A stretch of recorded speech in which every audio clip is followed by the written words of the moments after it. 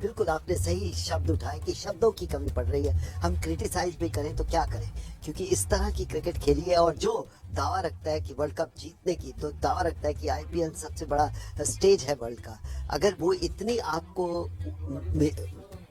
आप उसके ऊपर मेहनत करते हैं और आप कहते हैं कि हमें प्रैक्टिस मिल गई, हमारा डर दूर हो गया, उसके बाद इस तरह की क्रिकेट खेलना, आपको क्रिटिसिज्म मिलेगा। जब आप जीतते हो तो जितनी तारीफ है उतनी कम होती है, लेकिन अभी जितनी भी हम क्रिटिसाइज करें वो कम होगी, क्योंकि आपने कोई भी क्रिकेट इस तरह की नहीं खेली जो हम उम्मीद कर रहे थे।